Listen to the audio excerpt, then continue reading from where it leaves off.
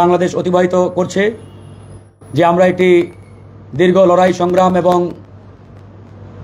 রক্তস্নাত গণঅভ্যুত্থানের মাধ্যমে এই বাংলাদেশকে গত 5ই আগস্ট ফ্যাসিবাদ মুক্ত করেছি। সেই ফ্যাসিবাদ মুক্ত বাংলাদেশে আমাদের প্রত্যাশা ছিল, এদেশের জনগণের আকাঙ্ক্ষা ছিল যে আমরা একটি নতুন বাংলাদেশ বিনির্মাণ করব, একটি নতুন বাংলাদেশ পাব, যে বাংলাদেশে থাকবে না কোনো রাজনৈতিক হানাহানি, থাকবে না কোনো রক্তপাত, থাকবে না কোনো মারামারি, কাটাকাটি, চাঁদাবাজি, টেন্ডারবাজি। এরকম একটি সুন্দর সোনার বাংলাদেশ পাওয়ার আকাঙ্ক্ষা নিয়ে কিন্তু জনগণ গত 5ই আগস্ট বাংলাদেশকে ফ্যাসিবাদ মুক্ত করেছিল।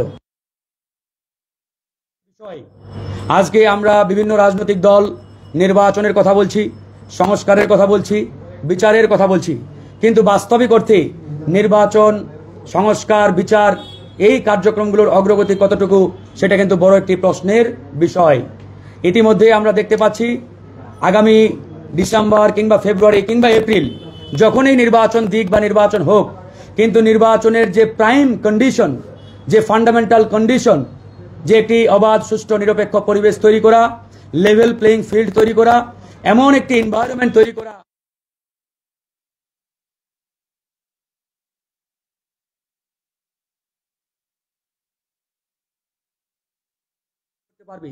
আসলে এরকম কোন পরিস্থিতি, পরিবেশ, এনভায়রনমেন্ট বাংলাদেশে এই মুহূর্তে এক্সিস্ট করে কিনা সেটি কিন্তু আজকে প্রশ্ন সাপেক্ষ, এবং আমি সেই প্রশ্নটি আপনাদের মাধ্যমে দেশবাসীর কাছে রাখতে চাই।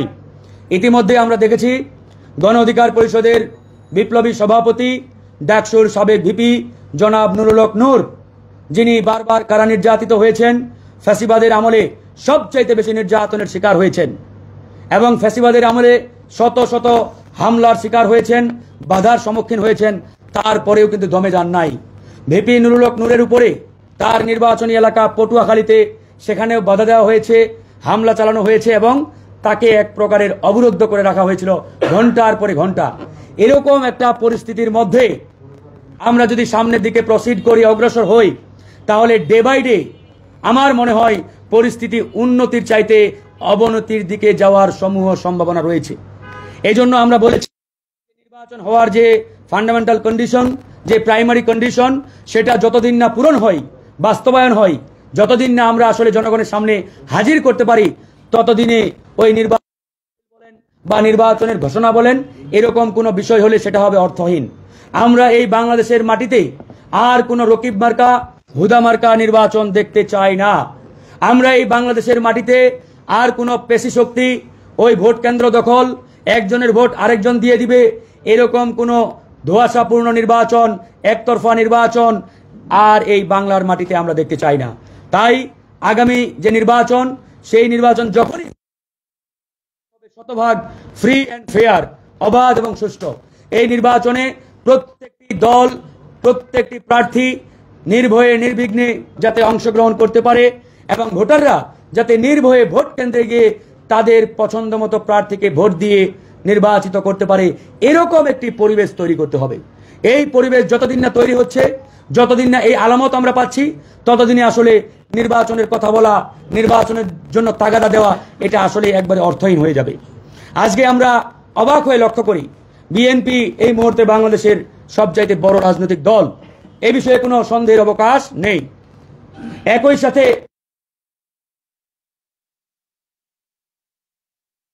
আমরা একসাথে হাতে হাত রেখে আওয়ামী ফ্যাসিবাদ মুক্ত বাংলাদেশ বিনির্মাণের জন্য লড়াই করেছি, হামলার শিকার হয়েছি, জেলে গিয়েছি, রিমান্ডে গিয়েছি, কিন্তু অত্যন্ত দুঃখের বিষয় বিএনপির একজন নেতা হাসান মামুন পটুয়াখালীর, সে আমাদের দলের সভাপতির উপরে যে ধরনের ন্যাক্কারজনক আচরণ করেছে, তার সেই নির্বাচনী গণসংযোগে বাধা দিয়েছে, গণ অধিকার পরিষদের সভাপতিকে ঘন্টার পরে ঘন্টা তার সন্ত্রাসীরা অবরুদ্ধ করে রেখেছিল।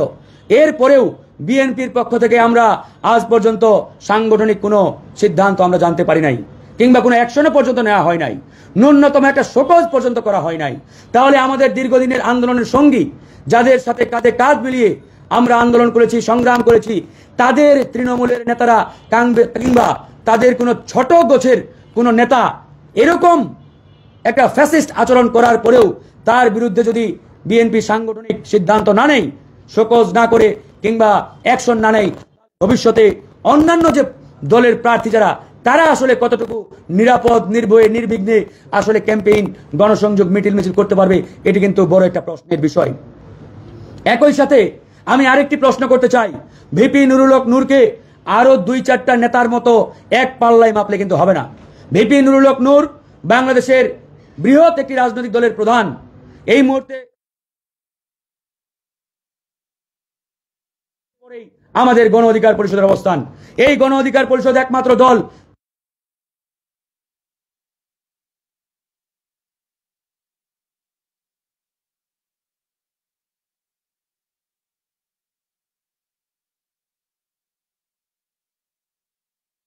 জামাত, তারপরে কিন্তু আমাদেরই সেই সাংগঠনিক শক্তি তৃণমূল পর্যন্ত বিস্তৃত। এবং নুরুল হক নূর ডাকসুর নির্বাচিত ভিপি ছিলেন, অসংখ্য হামলা মামলার শিকার হয়েছেন। তার মতো একজন নেতা বলিষ্ঠ কণ্ঠস্বরের সাথে যে আচরণ করা হয়েছে, এরপরেও বিএনপির পক্ষ থেকে কোনো অ্যাকশন নেওয়া হয় নাই। এটা আমাদেরকে পীড়া দেয়, আমাদের নেতাকর্মীদের পীড়া দেয়, তারা প্রচন্ড রকম ক্ষুব্ধ। সেই জায়গা থেকে আমরা বলেছি আমাদের কারো প্রতি মান, অভিমান, ক্ষোভ কোনোটাই নেই। আমাদের বক্তব্য একটাই, নির্বাচনের আগে অবশ্যই নির্বাচনী পরিবেশ শতভাগ নিশ্চিত করতে হবে।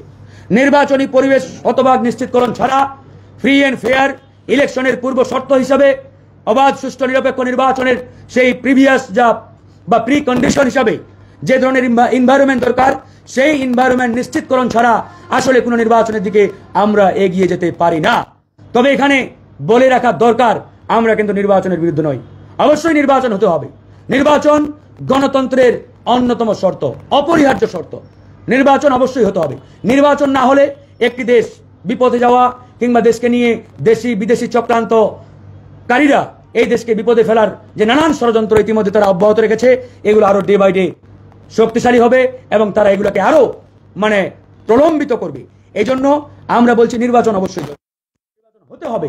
তবে নির্বাচনের আগে বিচার এবং সংস্কারের যে কথাগুলো বলছি এবং নির্বাচনী পরিবেশের যে কথাগুলো বলছি, এগুলো অবশ্যই নিশ্চিত করতে হবে। উইদাউট রিফরমেশন, উইদাউট আপনার বিচার, নির্বাচনী পরিবেশ তৈরি করা, একটা যেনতেন ছলাকলা নির্বাচন দিয়ে দিলাম, এই Immigration to Canada. We provide the best quality service and solution for Canada immigration. Please visit our website and contact for details.